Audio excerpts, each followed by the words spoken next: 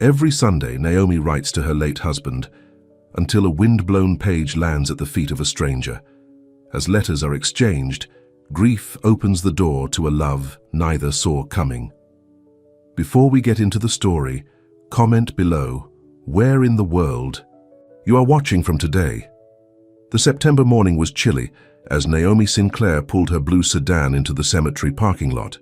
She checked her watch, 8:15 a.m., just like every Sunday for the past 3 years. Her routine never changed. She grabbed her folding chair from the back seat, along with the small tote bag that held her thermos of coffee, a pen, and her notebook. The cemetery was quiet at this hour, just how she liked it. The grass was still wet with dew, soaking the edges of her jeans as she walked the familiar path to Jordan's grave. Her late husband's headstone stood under the shade of an old oak tree, simple grey granite with his name, and the dates that marked his too short life. "Morning, Jordan," Naomi said, setting up her chair. She was 30 now, but sometimes she still felt like the 27-year-old widow who had collapsed at this very spot during the funeral. She poured coffee into the thermos cup and placed it on the flat stone beside the grave. "Black with 1 sugar, just how you liked it," she said, pouring a second cup for herself. "I know you tell me I'm wasting good coffee, but some habits are hard to break." Naomi took a deep breath and opened her notebook. Every week she wrote a letter to Jordan. It had started as her therapist's suggestion, a way to process her grief, but it had become much more than that. It was her connection to him, her way of keeping him in her life. She clicked her pen and began to write. "Dear Jordan, I had that dream again last night. The one where you're still here and we're in our old apartment and everything is normal. Except this time, I knew it was a dream even while I was in it. I knew you weren't really there, but I still didn't want to wake up." Tears formed in Naomi's eyes, but she blinked them away. 3 years of grieving had taught her that sometimes it was okay to let the tears fall, and sometimes it was okay to hold them back. Work is the same. Carol is still driving everyone crazy with her micromanaging. "Remember how you used to imitate her at dinner? I still laugh thinking about it." A breeze rustled the leaves above her, and Naomi looked up at the sky. It was that perfect shade of autumn blue that Jordan had always loved. "I miss you. Not just the big things. I miss the way you hummed when you brushed your teeth. I miss finding your dirty socks under the couch. I miss your voice. I miss your laugh. Some days the missing is so big I don't know how to carry it." Halfway across the cemetery, Asher Duval walked with his head down, hands in the pockets of his expensive but understated coat. At 32, he looked older, his face serious, his eyes carrying the weight of someone who had seen too much loss. Every Sunday, without fail, he visited his sister Eliza's grave.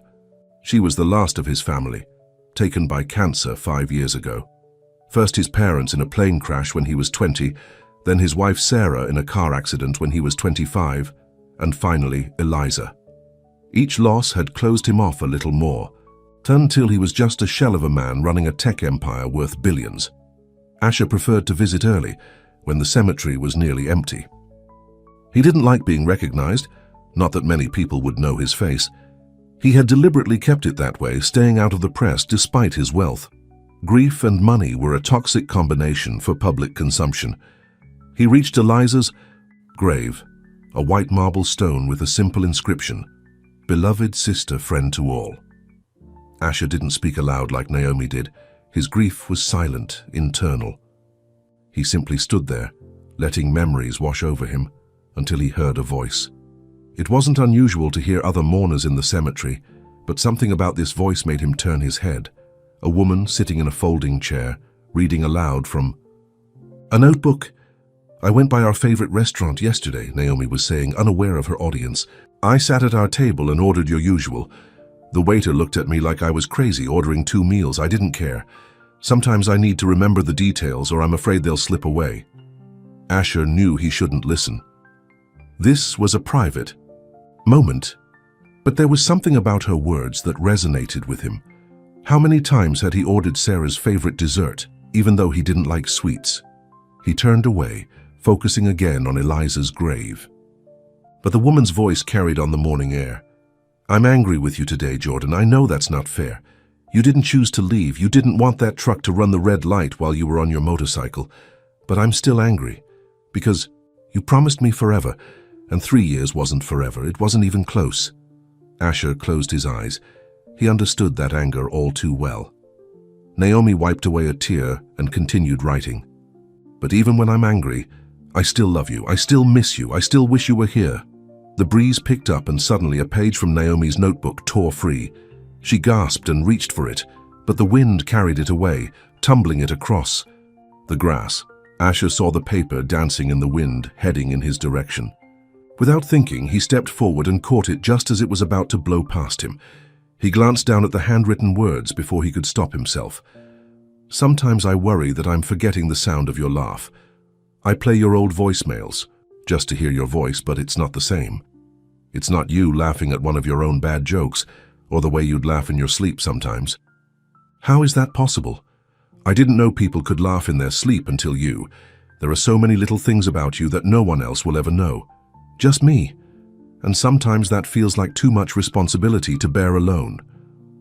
Asher felt a stab of recognition so deep it almost took his breath away. He had written almost those exact words in his journal after Sarah died. He looked up to see the woman hurrying toward him, her brown hair coming loose from its ponytail, her face flushed. "I'm so sorry," Naomi said, reaching for the paper. "The wind just took it." Asher handed it back to her, careful not to make eye contact. "It's okay." But as Naomi took the paper, their fingers brushed, and she looked up at him. Their eyes met, and for a moment neither of them spoke. Naomi saw a tall man with dark hair and serious eyes, handsome in a stern sort of way. But what caught her attention was the familiar pain she recognized in his expression. "Thank you," she said finally, clutching the letter to her chest. Asher nodded, suddenly uncomfortable. "Oh, you're welcome."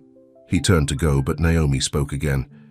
"Do you come here often?" she asked, then winced. "I mean, that sounded like a terrible pickup line. I just meant, I'm here every Sunday and I've never seen you before." Asher hesitated. He wasn't used to talking to strangers, wasn't used to talking much at all these days, but something made him answer. "I'm here every Sunday too. Different section." He gestured vaguely toward Eliza's grave. "Oh," Naomi said softly. "I'm sorry." "For what?" "For your loss. Whoever it is you come to visit." Asher felt an unexpected lump in his throat. People didn't usually acknowledge his grief directly. They tiptoed around it as if loss was contagious. "My sister," he said simply. "You?" "My husband." Naomi's voice caught slightly on the word. 3 years ago." Asher nodded. There was nothing to say, no words that could make it better. They both knew that. "I'm Naomi," she said, offering her name like a small gift. Asher hesitated. If he told her his full name, she might recognize it. Might connect him to Duval Technologies, and all that came with it. He wasn't ready for that. "Ash," he said instead. "Not a lie, just not the whole truth." "Well, thank you again, Ash," Naomi said, holding up the letter. "I should get back." "Of course." As Naomi walked away, Asher watched her for a moment before returning to Eliza's grave. Something about the encounter had left him unsettled. It had been so long since he'd had a real conversation with someone who didn't work for him or want something from him. Naomi returned to Jordan's grave and sat down, tucking the loose page back into her notebook. She glanced over her shoulder, but the man, Ash, was no longer visible from where she sat. "Something strange just happened, Jordan," she said aloud. "I met someone. Not like that," she added quickly, as if Jordan could hear and might be jealous. "Just someone who seemed to understand, without saying anything. Is that crazy?" She sipped her coffee, now lukewarm, and stared at the headstone. "I talk to you every week, but sometimes I wonder if anyone else understands what this is like. Living after someone you love is gone, carrying on when part of you doesn't want to." For the next hour, Naomi finished her letter, drank her coffee, and sat in comfortable silence. When it was time to go, she packed up her chair and tote bag. "Same time next week," she promised, touching the top of the headstone gently before walking back to her car. What she didn't know was that Asher had left earlier, driven back to his penthouse apartment in his discreet black sedan. What she didn't know was that for the first time in years, he was thinking about something other than work or his grief.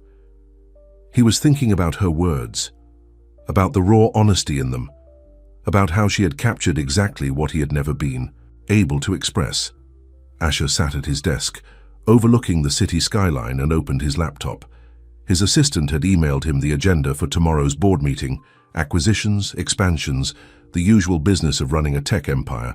But at the bottom of the email was a note about a real estate development project. Duval Technologies had acquired a large parcel of land through a subsidiary. The plans were to develop it into a new research campus. Asher frowned and clicked on the attached map. His blood ran cold as he realized exactly what land they had. Purchased? It was the cemetery, his sister's final resting place, the grave of Naomi's husband. All of it, soon to be rezoned and developed. He closed the laptop with more force than necessary. He hadn't been directly involved in the acquisition.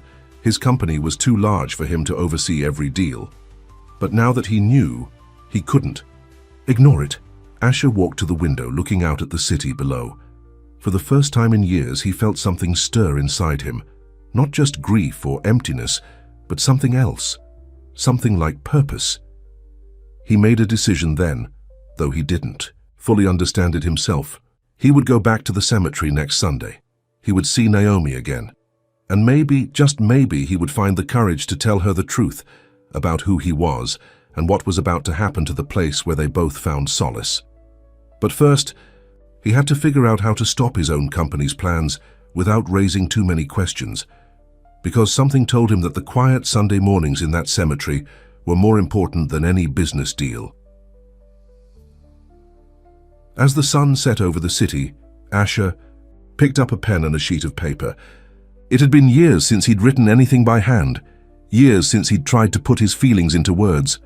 "Dear Eliza," he began, and then stopped. No, that wasn't right. He crumpled the paper and started again. To the woman who writes letters, to her husband. It was the beginning of something. He didn't know what yet. But for the first time in a long time, Asher Duval was curious to find out. The following Sunday dawned grey and drizzly. Naomi sat in her car, watching raindrops race down the windshield. She had almost stayed home, almost. But 3 years of Sundays had taught her that routine was sometimes the only thing keeping her upright. She pulled on her raincoat, grabbed her umbrella, and gathered her things. The cemetery was nearly empty today, the rain keeping most visitors away. As Naomi approached Jordan's grave, she noticed something unusual. There on the bench near his headstone was a folded piece of paper weighed down by a small stone. She looked around, but no one was in sight. With curious fingers, she picked it up and unfolded it. To the woman who writes letters to her husband, it began. "You wrote to someone you lost. I've never written to anyone I had, but I think I'd like to try with you." Naomi's breath caught. The handwriting was neat, but masculine. She knew instinctively it was from the man she'd met last week, Ash. She sat on the bench, reading the rest of the letter. "I heard you reading your letter last Sunday. I didn't mean to listen, but your words found me anyway. You said you were angry that 3 years wasn't forever. My wife has been gone for 7 years, and I'm still angry too. Does it ever go away? I don't know. Maybe that's why we keep coming back here, to remember, to forget, to figure out how to live in between." The letter wasn't signed. Naomi read it 3 times before folding it carefully and tucking it into her pocket. She set up her chair, poured her coffee, and opened her notebook. But instead of writing to Jordan, she found herself looking around, wondering if Ash was watching from somewhere. Across the cemetery, Asher stood beneath a large oak tree, partially hidden by its trunk. He hadn't planned to watch her find his letter. He'd left it earlier, intending to be gone before she arrived. But something had made him linger. He saw her read the letter, saw her tuck it away, saw her scanning the cemetery afterward. He stepped back, making sure he was out of sight. He wasn't ready to face her. Not yet.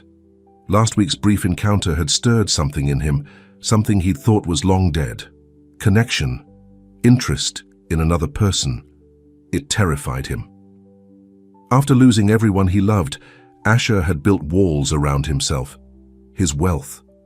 Made it easy to isolate, to interact with people only on his terms. His employees knew not to bother him with personal matters. His board of directors respected his privacy. He lived in a bubble of his own making, and it had been safe there. Lonely but safe, but now he'd reached out, left a letter for a stranger. A beautiful stranger, whose grief echoed his own. Asher watched as Naomi finally turned her attention to her notebook and began to write. He should leave, he knew. Go back to his sister's grave, stick to his routine. Instead, he waited, curious, to see what she would do next. Naomi finished her letter to Jordan, shorter than usual, her mind distracted by the mysterious note. As she was packing up to leave, she hesitated, then tore a fresh page from her notebook. If Ash could write to her, she could write back. To the man who's never written to someone he lost, she began. Thank you for your letter. It's strange. How grief can be so isolating and yet so universal at the same time. 7 years is a long time to carry that weight. 3 years feels like forever to me. But I guess forever keeps getting longer.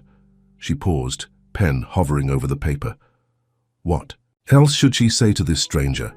I don't know if the anger ever goes away completely. Some days it's barely there, just a whisper under my breath when I see a happy couple or a motorcycle on the road. Other days it roars back, fresh as the day it happened. But I think, as long as we keep showing up, keep remembering, we're doing okay. Maybe that's all we can ask for. She signed it simply, Naomi, and then left it under the bench, tucked beneath the same small stone he had used. The next Sunday, Asher arrived at the cemetery earlier than usual. He went to Eliza's grave first, spending a quiet moment there. Before walking to the bench near Jordan Sinclair's headstone, his heart quickened when he saw a folded paper waiting for him. He hadn't been sure she would write back, hadn't been sure he wanted her to, but now, holding her response in his hands, he felt something like anticipation. He read her letter twice, taking in every word. Then he pulled a pen and paper from his coat pocket and sat down to write his reply. By the time Naomi arrived that morning, Asher was long gone, but his letter was waiting for her. Naomi, it began, and seeing her name in his handwriting gave her a strange flutter in her chest. Thank you for writing back. I'm not good at this, talking about feelings. My sister used to tease me about it. She'd say I was like one of those Russian nesting dolls, with smaller and smaller versions of myself hidden inside. I think after she died, I locked up the smallest doll and threw away the key. Naomi smiled at the image, continuing to read. You asked if we're doing okay as long as we keep showing up. I've been thinking about that all week. I show up, but I'm not sure I'm really here, not the way you are. You bring coffee for your husband. You talk to him. Your grief is alive. Mine is just empty. Is that worse? I don't know. This letter too was unsigned, but at the bottom he'd added a postscript. P.S. My sister loved the rain. She used to say it was the world's way of washing everything clean so we could start over. I thought of that last Sunday watching the rain fall on her grave. I wondered what you were thinking as it fell on his. Naomi sat down on the bench, touched by his words. She glanced around, half hoping to see him, but the cemetery was quiet, with only an elderly couple visiting a grave in the distance. She set up her chair and went through her usual routine, writing to Jordan. But her mind kept drifting to Ash's letter, to the man behind the words who seemed to understand her in a way few others did. When she finished, she wrote a reply and left it under the bench. And so it began. Every Sunday they exchanged letters, never meeting face to face, but sharing pieces of themselves on paper. Asher wrote about his sister Eliza, about how she had been the bright one, the social one, while he preferred computers to people.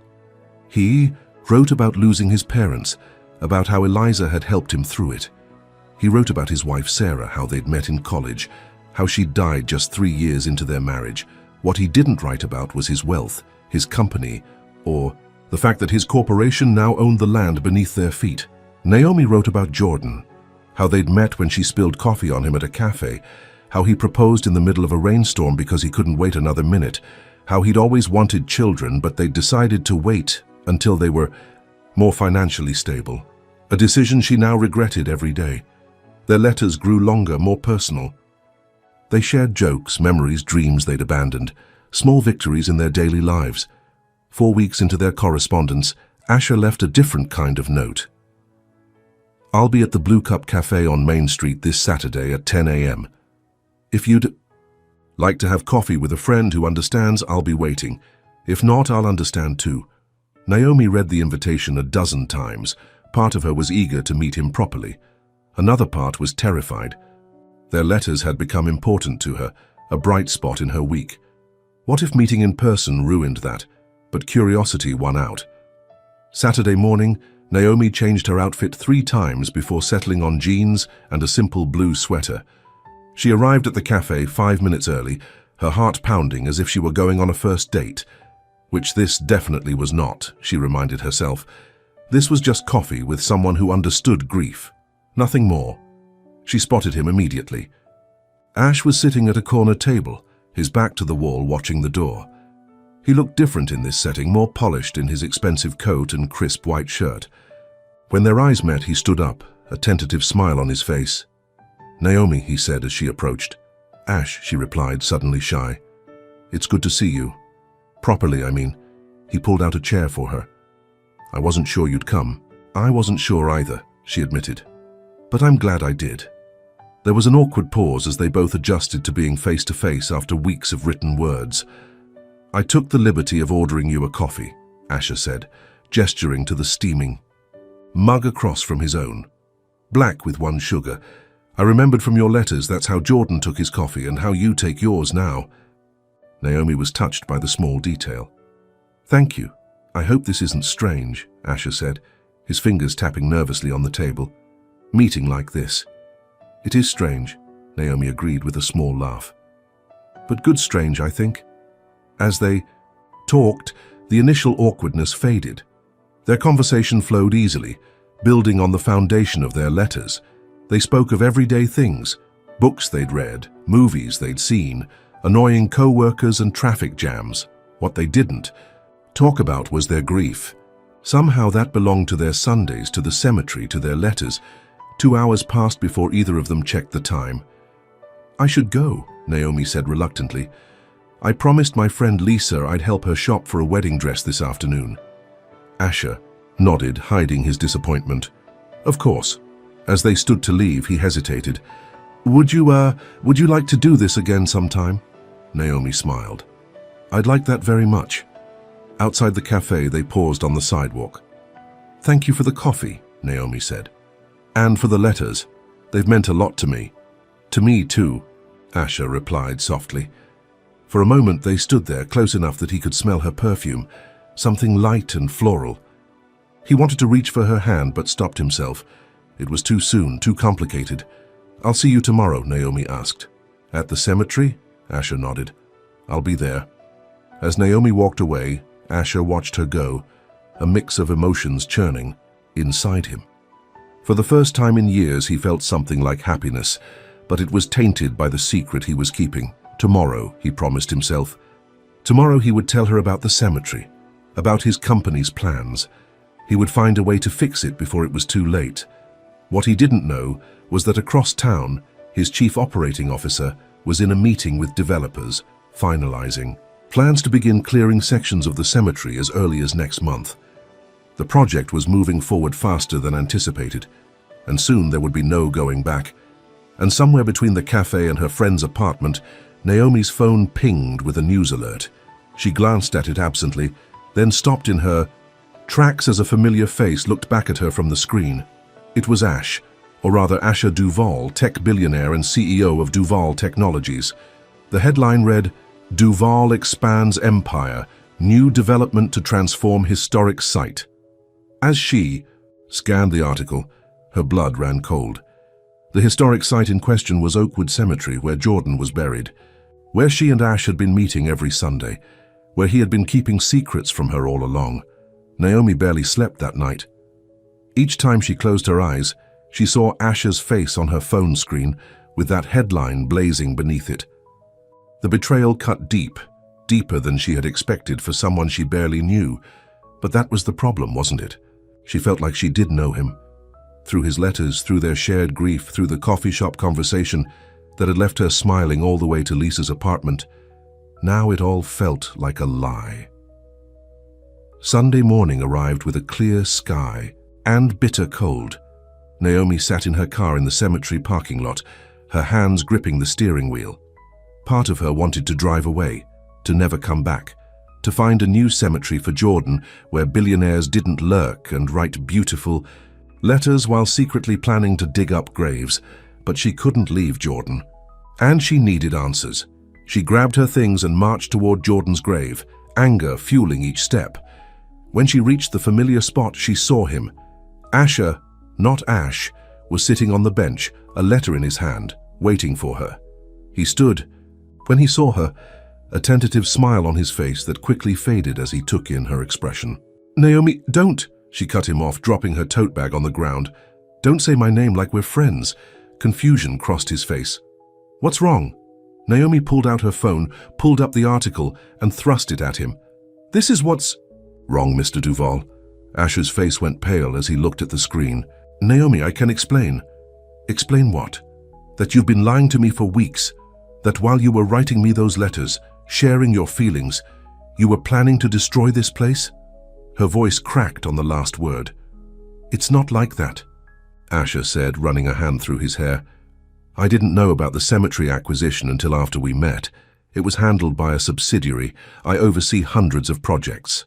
"And that makes it better," Naomi demanded, snatching her phone back.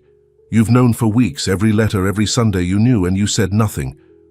Asher looked down at the letter in his hand, the one he'd planned to give her today. "I was going to tell you. Today. That's what this is." He held out the letter, but Naomi didn't take it. "I don't want any more of your letters," she said, her voice low and trembling. "You sat beside me all this time, and you never told me you could take it all away." "I'm not taking anything away," Asher insisted. "Once I found out, I started working to stop it." "Then why haven't you? You're the CEO, you own the company. If you wanted to stop it, it would be stopped," Asher sighed. "It's not that simple. There are contracts, investors, legal obligations. I can't just snap my fingers and make it disappear." "Don't talk to me about simple," Naomi said, tears filling her eyes now. "My husband is buried here, the man I was supposed to grow old with. There is nothing simple about that." She turned away from him, setting up her chair beside Jordan's grave as she always did. Her hands were shaking so badly she could barely unfold it. "Naomi, please," Asher said, taking a step toward her. "Let me fix this." She didn't look at him. "Just go." For a moment he stood there watching her. Then, placing the unread letter on the bench, he walked away. Naomi waited until she was sure he was gone before letting the tears fall. She cried for Jordan, for the sanctuary that might be taken from her, and yes, for Asher too, for the connection she'd thought they had. When her tears finally subsided, she looked at the letter on the bench. Despite her anger, curiosity pulled at her. With reluctant fingers, she picked it up and unfolded it. "Naomi," it began, "by the time you read this, I will have told you the truth about who I am and what my company is planning to do with the cemetery. I should have told you weeks ago. There's no excuse for my silence except cowardice and selfishness. I was afraid of losing these Sundays, these letters, this connection that has meant more to me than anything in years." Naomi took a shaky breath and continued reading. "What you don't know is that I've been fighting the development since the day I discovered it. I've been looking for legal loopholes, alternative sites, anything to stop it. So far, I've only managed to delay it, but I promise you this, I will not let them touch this place. Not your husband's grave, not my sister's, not any of them. If I have to buy out every investor, face every lawsuit, I will. Not because it's the right thing to do, though it is, but because I can't bear the thought of taking this away from you." The letter went on, explaining the complications, the legal battles he was facing within his own company. It ended with, "A simple request. I understand if you can't forgive me, but please give me a chance to make this right." Naomi folded the letter and put it in her pocket. She didn't know whether to believe him. She wanted to, desperately. But trust, once broken, wasn't easily repaired. She poured her coffee and opened her notebook, but the words wouldn't come. After staring at the blank page for nearly an hour, she packed up her things and left. For the first time in 3 years, she didn't write a letter to Jordan. Across town, Asher sat in his penthouse office, phone to his ear. He'd been making calls all day, to lawyers, to board members, to the heads of the subsidiary handling the cemetery project. "I don't care about the profit margins," he was saying, his voice cold and firm. "Find another location."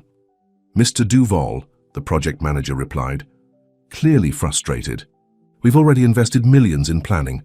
The rezoning application is almost approved. Changing course now would cost—" "I don't care what it costs," Asher interrupted. "The cemetery is off limits. All of it."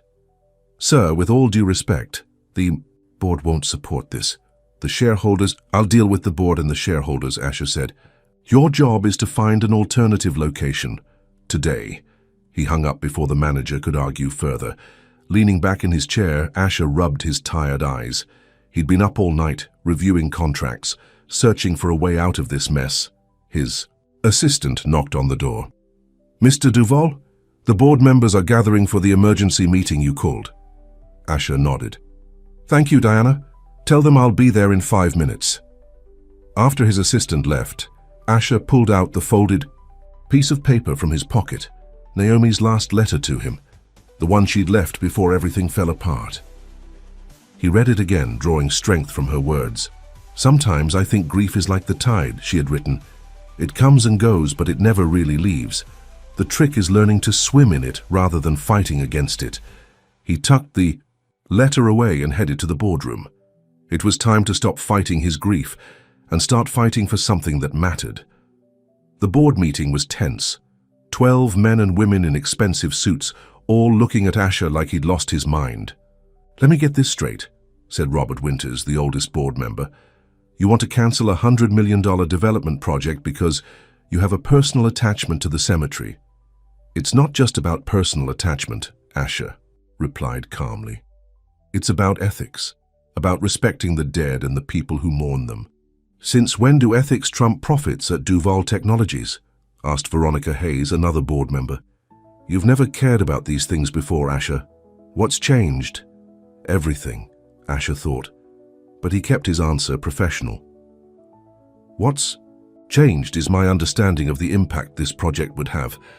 The cemetery is not just land. It's a sacred space for thousands of families." "Sacred space doesn't pay dividends," Robert said dismissively.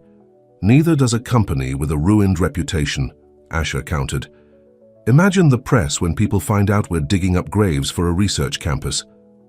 The room fell silent as the board members considered this. "We're not actually digging up graves," Veronica said finally. "Just repurposing unused sections." This time, Asher agreed. "But the plans clearly show expansion into the currently occupied areas within 5 years." More uncomfortable silence. "Look," Asher continued, "I'm not asking for charity. I'm willing to personally cover the costs of finding and developing an alternative site. All I'm asking is that you support this change in direction."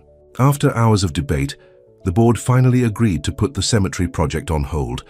Not cancelled, but paused while alternatives were explored. It wasn't a victory, but it was a start. As Asher left the boardroom, Diana handed him a folder. "The information you requested, sir, about the Sinclair property." Asher nodded his thanks and returned to his office. He opened the folder and began to read, a plan forming in his mind. The next Sunday, Naomi hesitated before driving to the cemetery. Part of her wanted to stay away, to break the routine that now felt tainted, but a larger part needed to see Jordan, to sit beside his grave and feel close to him again. When she arrived, she was surprised to see no construction equipment, no signs of development beginning. Everything looked the same as it always had.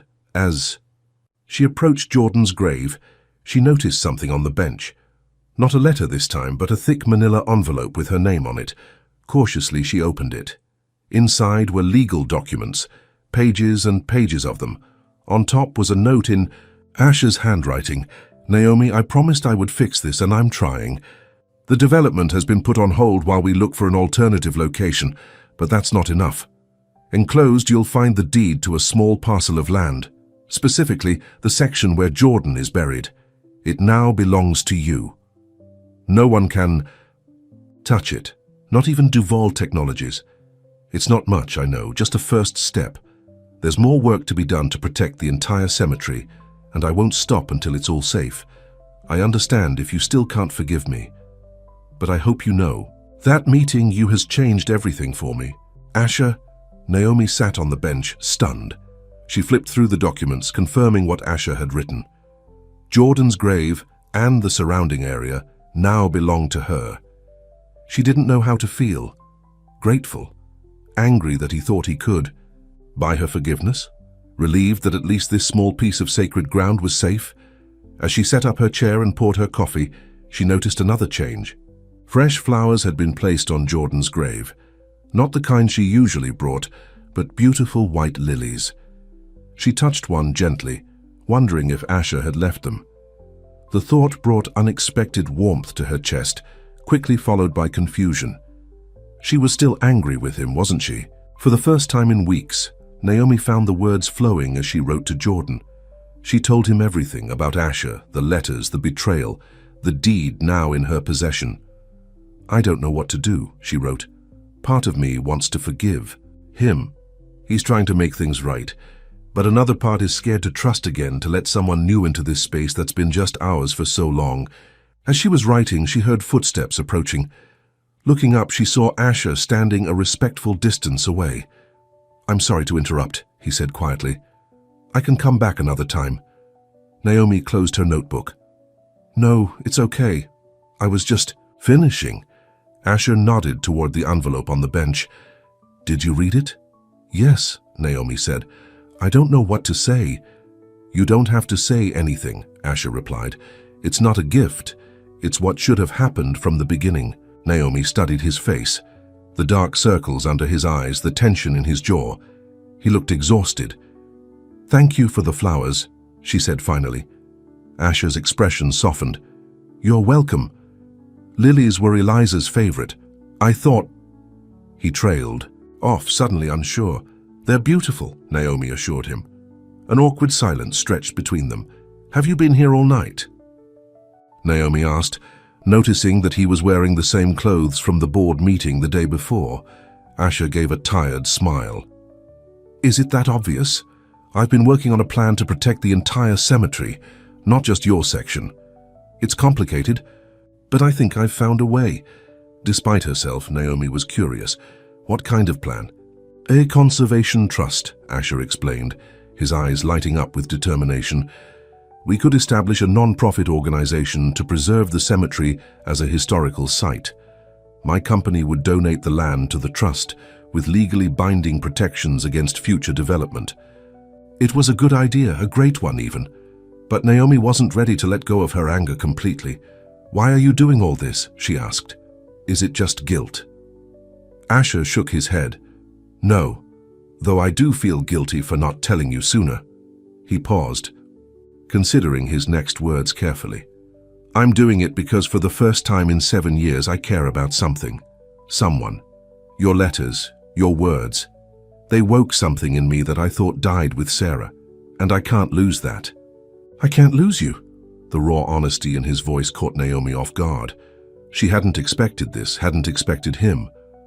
I don't know if I can trust you, she said truthfully. I know, Asher replied, and I know I have to earn that trust back. I'm just asking for a chance to try. Naomi looked at Jordan's grave, at the lilies Asher had brought, at the deed that now protected this small piece of sacred ground. Then she looked back at Asher, at the hope and fear mingled in his tired eyes. Okay, she said softly. A chance. Relief washed over Asher's face. Thank you.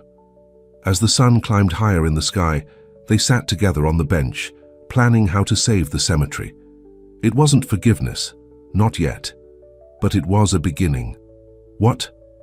Neither of them knew was that across town, Robert Winters was in a secret meeting with the developers. Asher's gone soft, he was saying, but we don't need his approval to move forward, not if we can convince the other board members to vote him out, the developer smiled. And how do you suggest we do that? Robert slid a folder across the table. By showing them exactly how unstable he's become. I had him followed this past week. You won't believe what I found. Inside the folder were photos, of Asher at the cemetery, of him talking with Naomi, of the letters they'd exchanged, and most damaging of all, documents showing the private transfer of cemetery land to Naomi Sinclair. "He's risking $100 million project for a woman he barely knows," Robert said. "If that's not grounds for removal, I don't know what is." The trap was set, and Asher, focused only on making things right with Naomi, had no idea it was about to close around him.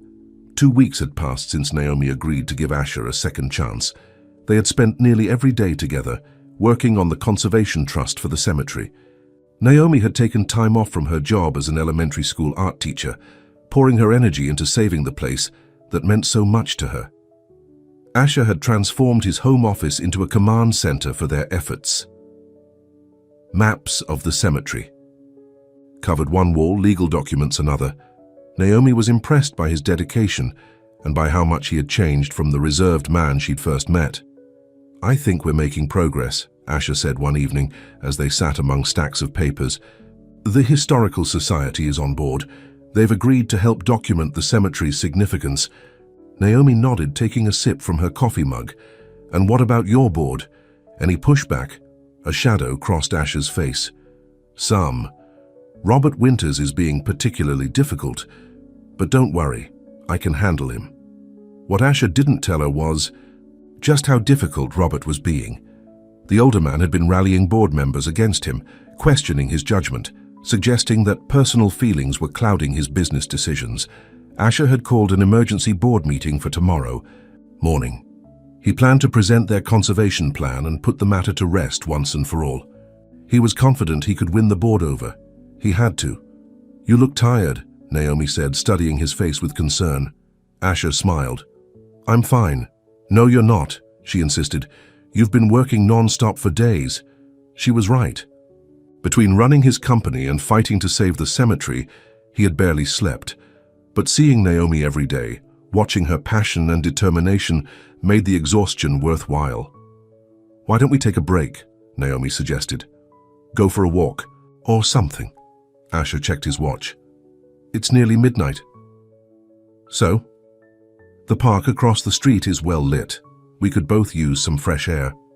20 minutes later, they were strolling through the deserted park.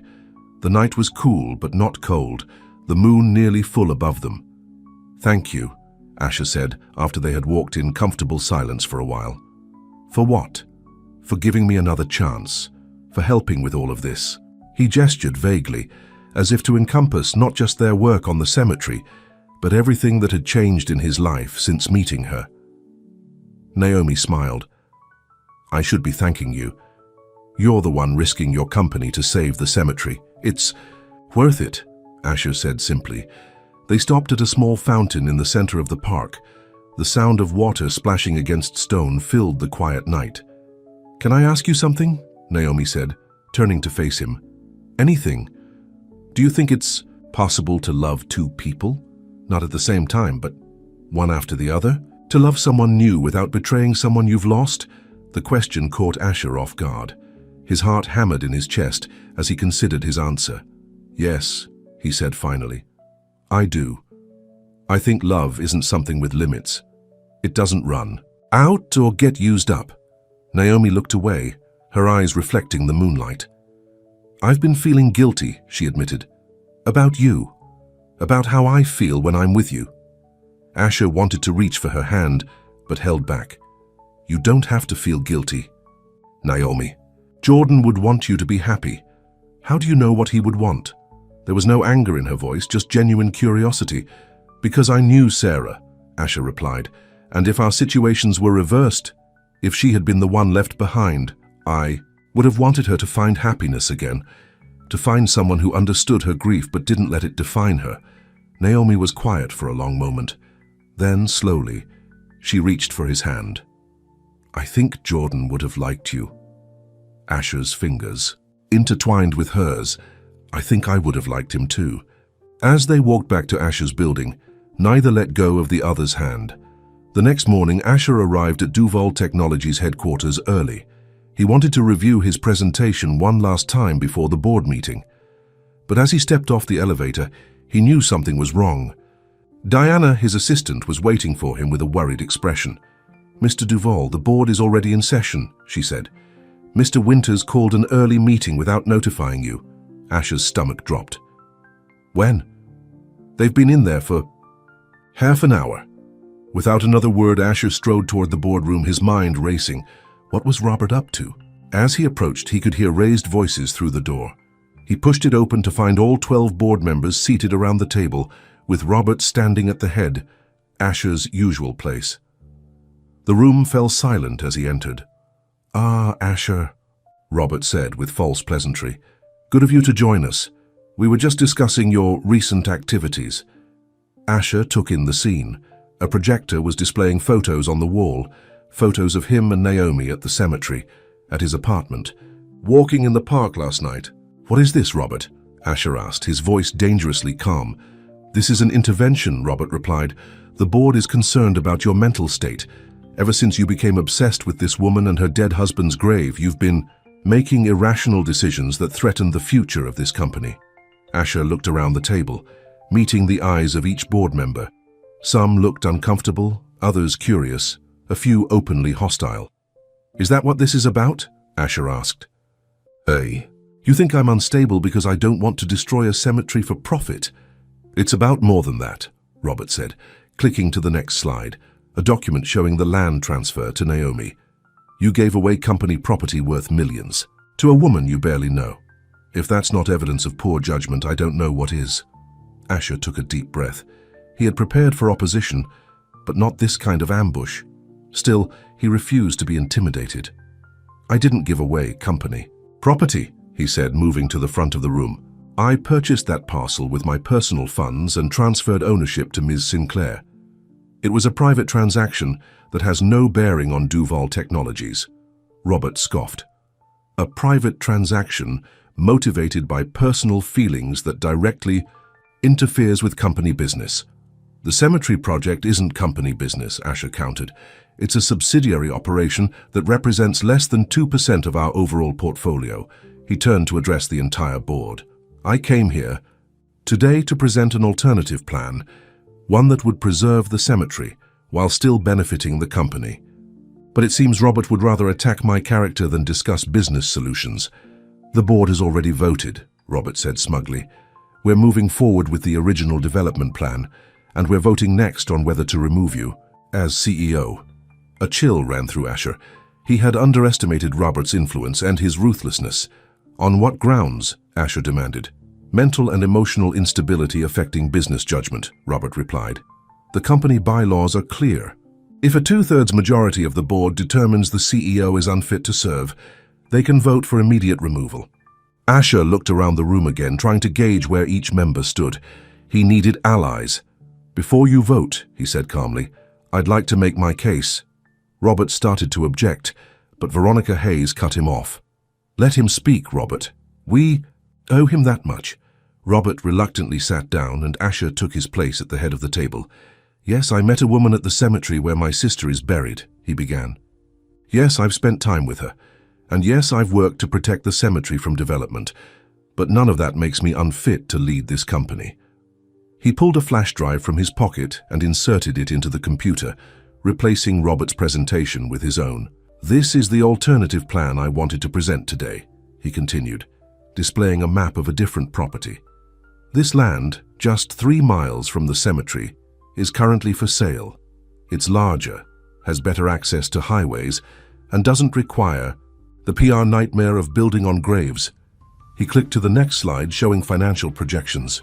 "The acquisition costs are higher initially, but the long-term returns are actually better due to expansion potential." The board members leaned forward, studying the numbers with interest. "As for the cemetery," Asher continued, "I propose we donate it to a non-profit conservation trust, taking a substantial tax write-off in the process. The goodwill and positive press would far outweigh any short-term profits from development." He clicked through more slides, methodically laying out the business case for his plan. When he finished, the room was silent. "This isn't about my personal feelings," Asher said quietly. "It's about making the right business decision for the right reasons. And sometimes, the right business decision is also the right moral decision." Robert stood up, face flushed with anger. "This is exactly what I'm talking about. You're letting sentimentality cloud your judgment. We're not in the business of morality. We're in the business of technology and real estate." "Actually," said Veronica, "we're in the business of creating value for our shareholders. And Asher's plan does that better than yours, Robert." She turned to Asher. "These projections, they're verified?" Asher nodded. "By 3 independent analysts. The reports are included in the materials I've shared." One by one, the board members began to voice their support for Asher's plan. Robert watched in disbelief as his coup crumbled before his eyes. "This isn't over," he said finally, gathering his things. "You're making a mistake. All of you." As he stormed toward the door, Asher called after him. "Robert, wait." The older man paused, glaring back. "Clean out your office," Asher said calmly. "Your services on this board are no longer required." Robert's face turned purple with rage, but before he could respond, 2 security guards appeared in the doorway. "Mr. Winters will escort you out," one of them said. After Robert was gone, the board voted unanimously to adopt Asher's alternative plan. As the meeting adjourned, Veronica approached him.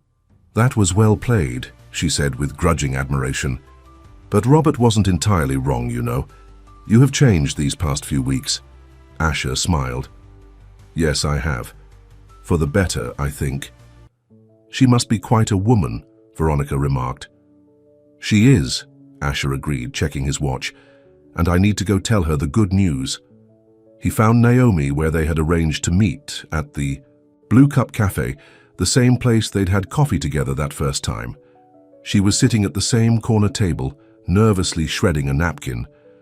When she saw him, she stood up. "How did it go?" Asher couldn't contain his smile. "We won. The cemetery is safe." Naomi's hand flew to her mouth, tears filling her eyes. "Really? All of it?" "All of it," Asher confirmed. "We're donating the land to a conservation trust. It will be protected forever." With a cry of joy, Naomi threw her arms around him.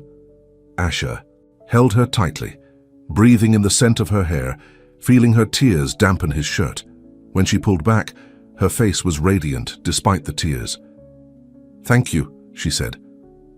"I don't know how to thank you enough." "You don't have to thank me," Asher replied. "You're the one who made me care again. Who showed me there were things more important than profit margins and stock prices." Naomi touched his face gently. "What happens now?" "Now?"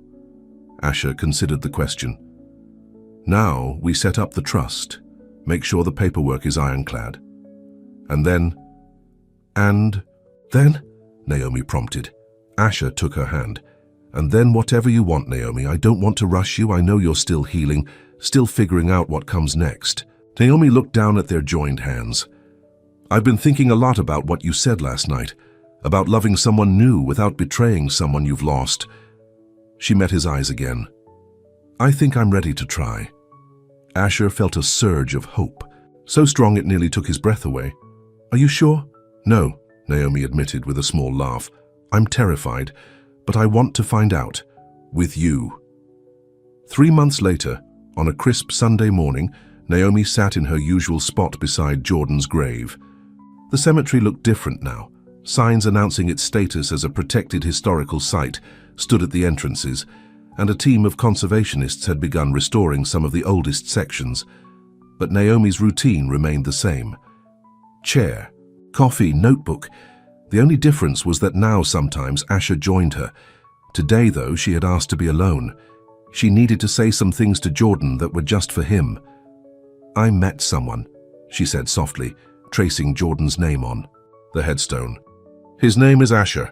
He's nothing like you, but in some ways he reminds me of you. He's kind, stubborn, he makes me laugh." She took a deep breath. "I think I'm falling in love with him, and I wanted you to know. I wanted to tell you before anyone else." Tears slipped down her cheeks, but they weren't entirely sad ones. "I'll always love you, Jordan, always. That won't change. But my heart is starting to make room for someone else too. I hope that's okay." A gentle breeze rustled the flowers on the grave, the lilies that Asher now brought every week alongside Naomi's traditional roses. "I think you would like him," she continued. He saved this place, you know. Made sure I could keep visiting you. Made sure no one would disturb your rest." She wiped her tears away. "I'm going to keep coming here. Keep bringing you coffee, keep writing you letters sometimes. That won't change either. But the letters might be different now. Happier, maybe." As Naomi sat in peaceful silence, she felt a weight lifting from her shoulders. Not the grief itself, but the guilt she had carried about moving forward. After a while, she packed up her things and walked back to the parking lot, where Asher was waiting, leaning against his car. "Okay?" he asked simply. Naomi nodded. "Okay." They drove to a small cafe for breakfast, talking easily about everyday things. As they were finishing their meal, Asher reached into his coat pocket. "I have something for you," he said, placing a small envelope on the table. Naomi looked at it curiously. "What is it?" "Open it and see." Inside was a single sheet of paper, a letter written in Asher's neat handwriting. "To the woman who taught me how to write to someone I lost," it began. "I finally did it. I wrote to Sarah last night. Told her about you, about how unexpected and beautiful it is to feel this way again. Thank you for showing me how to keep the past with me, while still reaching for the future." Naomi looked up, tears in her eyes. "Asher." He took her hand across the table. "There's more." She continued reading. "I know it's too soon to talk about forever. We're both still finding our way. But I want you to know that I'm in this, all the way, however long it takes. Because loving you doesn't feel like starting over. It feels like continuing a story I thought had ended. A different chapter, but the same theme. Love survives. Even loss, even grief, even us." The letter was signed simply, "Yours, Asher."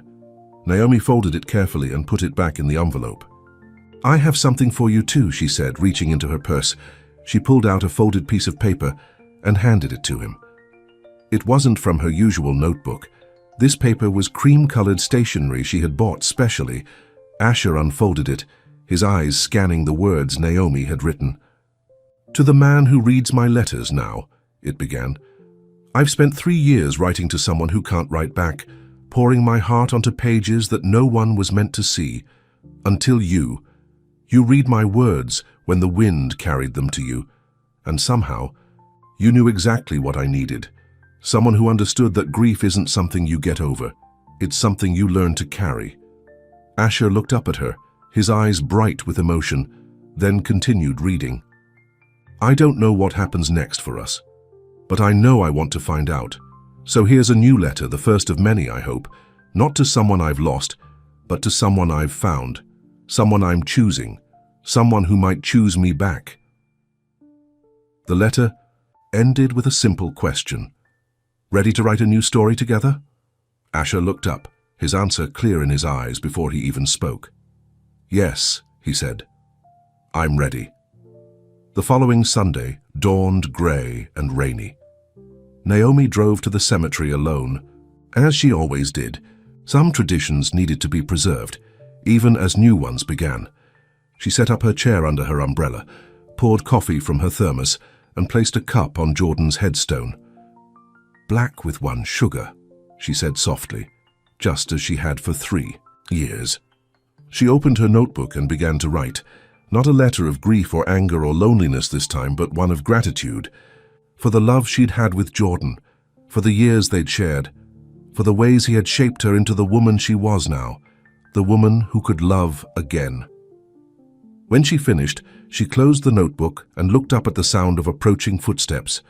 Asher stood a short distance away, respectfully waiting, rain beading on his black umbrella. Naomi gathered her things and walked to him. She held out a single folded piece of paper, the letter she had just written. "You've read all my letters," she said, echoing the words from the first note she had left for him. "Maybe now it's time I write one to someone new." Asher took the letter with one hand and reached for her with the other. Together, they walked through the rain, leaving behind the past but carrying with them the love that had shaped them both, the love that had brought them together in a place of endings, that had somehow become a place of beginnings. Above them, the clouds began to part, letting through a single ray of sunlight. It fell across the cemetery, illuminating the path ahead of them, uncertain, yes, but no longer walked alone. The end.